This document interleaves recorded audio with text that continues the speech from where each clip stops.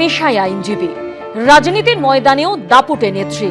গতবারের বিধানসভা নির্বাচনে তৃণমূলের স্বর্ণকমল সাহার সঙ্গে লড়াই করেছিলেন।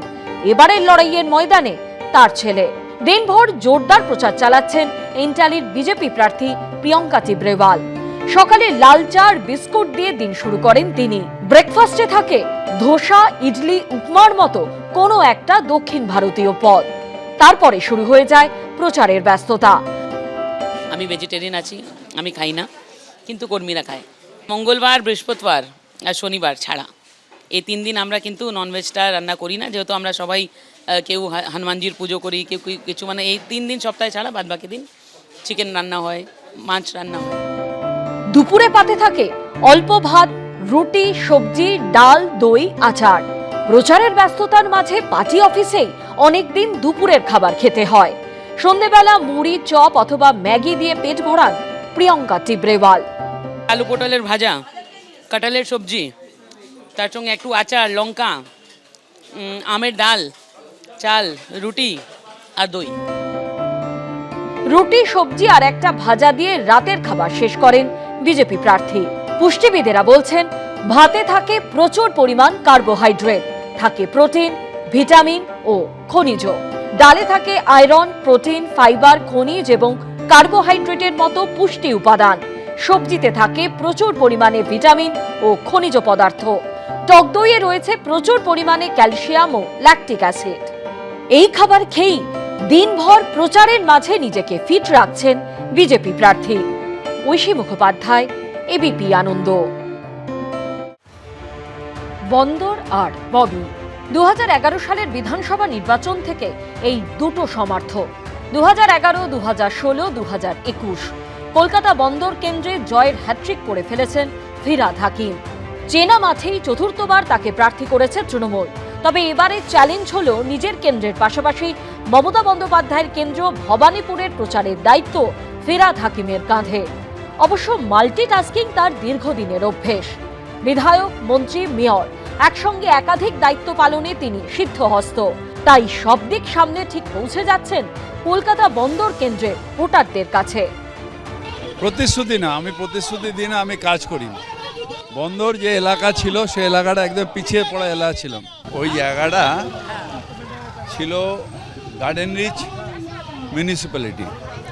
পরে কলকাতায় সংযোজন হয়েছে, বিএল অফিসটাকে তুলে কর্পোরেশনে নিয়ে এসেছি। আধ কাটা জমি হলেও তাকে স্যাংশন দেব। আইন আমি চেঞ্জ করেছি যাতে আর কেউ ইলিগ্যাল কনস্ট্রাকশন না করতে পারে। 2021 বিধানসভা ভোটে এই কেন্দ্র থেকে 68,554 ভোটে জিতেছিলেন ফিরহাদ হাকিম। 2024 সালে লোকসভা ভোটের বিধানসভা ভিত্তিক ফল অনুযায়ী এই কেন্দ্রে তৃণমূল এগিয়ে থাকলেও ব্যবধানটা কমে হয় 42,893।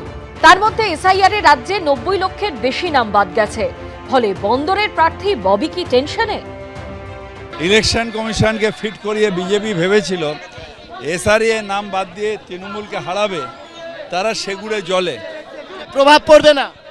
মানুষের সমর্থন তৃণমূল কংগ্রেসের সাথে আছে এবং এসআরআই নিশ্চয়ই যারা বাদ গেছে তাদের পাশে আমরা আছি, কিন্তু তাতে ভোটের এফেক্ট হবে না। ভোট মানুষ প্রতিবাদ করার জন্য দেবে। কলকাতা বন্দর কেন্দ্রে ফিরহাদ হাকিমের বিরুদ্ধে সিপিএম প্রার্থী করেছে ফাইয়াজ খানকে।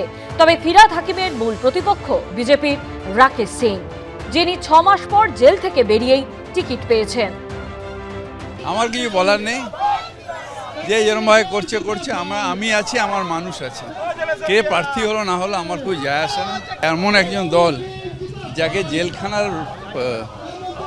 জেলখানার দরজাটার দিকে লক্ষ্য রাখতে হচ্ছে প্রার্থী নেওয়ার জন্য। কখনো বাড়ি বাড়ি ঘুরে, কখনো রাস্তায় হেঁটে, কখনো মিছিলে, কখনো বা জোট মিলে, এইভাবে দিন রাত চলছে ফিরহাদ হাকিমের নির্বাচনী প্রচার। বাড়িতে থাকার ফুরসত নেই। ববিদা, আপনার মেয়ে ডাক্তার, আর এই যে অভয়াকাণ্ড হয়েছে সেখানে একজন ডাক্তার কন্যাকে হারিয়েছেন, কি বলবেন? তার মা প্রার্থী হয়েছে।